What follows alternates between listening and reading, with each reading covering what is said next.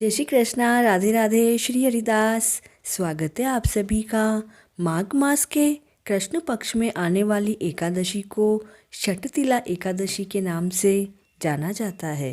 जैसे कि हम सभी को पता है कि एकादशी का व्रत करने से हमें सभी पापों से मुक्ति मिलती है और इसके साथ ही धर्म, अर्थ, काम व मोक्ष की भी प्राप्ति होती है। किंतु सबसे महत्वपूर्ण बात यह है कि इस व्रत के पालन से ही मनुष्य जन्म के महत्वपूर्ण लक्ष्य ठाकुर जी की भक्ति भी हमें प्राप्त होती है। सभी पापों को नष्ट करने वाली इस एकादशी की कथा मुनि श्रेष्ठ पुलत्स्य मुनि ने दालभ्य मुनि को कही थी। एक समय दालभ्य ऋषि ने पुलत्स्य ऋषि से पूछा, हे मुनीश्वर, मनुष्य मृत्युलोक में ब्रह्म हत्या जैसे महान पाप करते हैं और दूसरे के धन की चोरी तथा दूसरे की उन्नति देखकर ईर्ष्या आदि करते हैं। हे महामुनि, ऐसे प्राणियों को नरक से बचाने का क्या उपाय है? इस पर पुलस्त्य ऋषि बोले, हे महाभाग, आपने मुझसे अत्यंत ही गंभीर प्रश्न पूछा है। जिस भेद को इंद्र आदि देव भी नहीं जानते हैं, वह भेद मैं आपको अवश्य बताऊंगा। माघ मास आने पर मनुष्य को स्नान आदि से शुद्ध रहना चाहिए और इंद्रियों को वश में करके काम, क्रोध, लोभ, मोह, ईर्ष्या तथा अहंकार आदि से हमेशा बचना चाहिए। जिस दिन मूल नक्षत्र और एकादशी तिथि हो, तब अच्छे पुण्य देने वाले नियमों को ग्रहण करना चाहिए। स्नान आदि नित्य क्रिया से देवों के देव भगवान श्री विष्णु का पूजन कीर्तन करना चाहिए। एकादशी के दिन व्रत करें और दूसरे दिन रात्रि को जागरण तथा हवन करें। धूप दीप नैवेद्य से भगवान का पूजन करें और खिचड़ी का भोग अवश्य लगाएं। उस दिन भगवान को पेठा, नारियल, सीताफल या सुपारी सहित अर्घ्य देना चाहिए और फिर इस प्रकार उनकी स्तुति करनी चाहिए। हे भगवान, आप निराश्रितों को शरण देने वाले हैं। आप संसार में डूबे हुए प्राणियों का उद्धार करने वाले हैं। हे पुंडरीकाक्ष, आप लक्ष्मी जी सहित मेरे इस तुच्छ अर्घ को स्वीकार करें। इस एकादशी पर तिलों का विशेष प्रयोग होता है। इस दिन मनुष्य जितने तिलों का दान करता है, वह उतने ही सहस्त्र वर्ष स्वर्ग में निवास करता है। तिल स्नान, तिल का उपटन, तिलोदक, तिल का हवन, तिल का पूजन, तिल का दान, इस प्रकार 6 रूपों में तिलों का प्रयोग करना षटतिला कहलाती है। ऐसा कहकर पुलस्त्य ऋषि बोले कि अब मैं तुम्हें एकादशी की कथा कहता हूँ।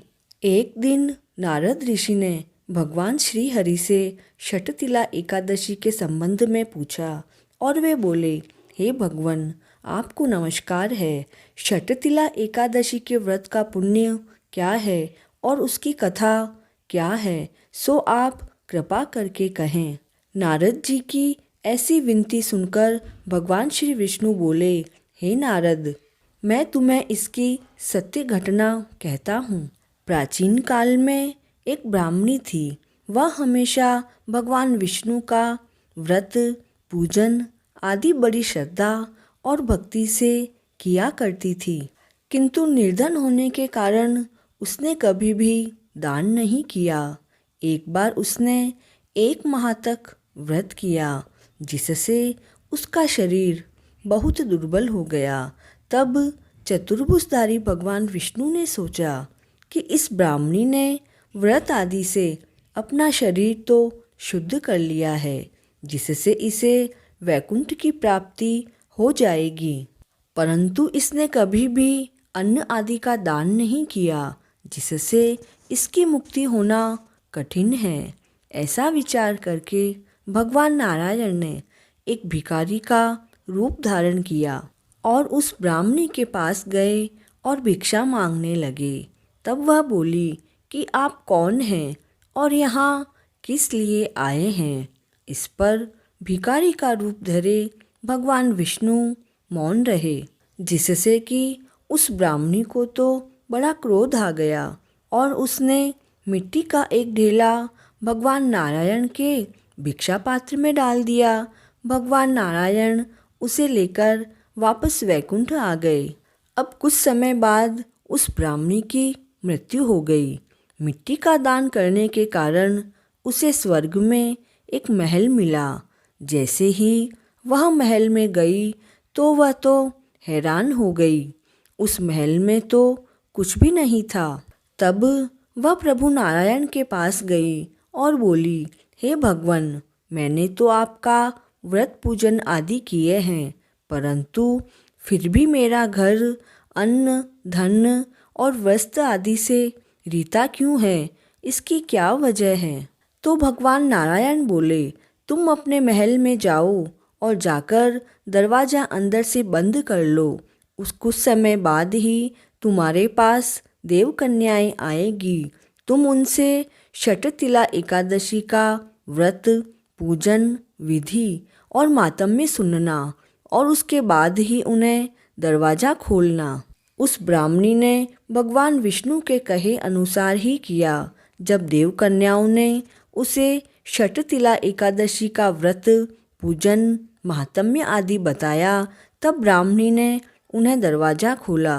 देव कन्याओं ने देखा कि वह ब्राह्मणी अभी भी मनुष्य स्वरूप ही है। तब उस ब्राह्मणी ने देव कन्याओं के कहे अनुसार षटतिला एकादशी का व्रत पूजन आदि किया, जिससे वह अति रूपवती हो गई और उसका महल अन्न आदि भंडारों से भर गया। जो व्यक्ति षटतिला एकादशी का व्रत पूजन आदि कर कथा सुनते हैं, उनका दुर्भाग्य सौभाग्य में बदल जाता है। वह उनके जीवन के सभी कष्ट समाप्त हो जाते हैं और अंत में उन्हें मोक्ष की प्राप्ति होती है। इस षटतिला एकादशी के व्रत से जहाँ हमें शारीरिक शुद्धि और आरोग्यता प्राप्त होती है, वहीं अन्न तिल आदि दान करने से धन धान्य में वृद्धि होती है। इससे यह भी ज्ञात होता है कि प्राणी जो और जैसा दान करता है, शरीर त्यागने के बाद उसे वैसा ही फल प्राप्त होता है। अतः धार्मिक कार्यों के साथ साथ हमें दान आदि अवश्य करना चाहिए। शास्त्रों में वर्णन है कि बिना दान आदि के कोई भी धार्मिक कार्य संपन्न नहीं माना जाता। एकादशी के दिन ओम नमो भगवते वासुदेवाय मंत्र का जाप करते हुए अपनी एकादशी को सफल बनाएं। जय श्री कृष्णा।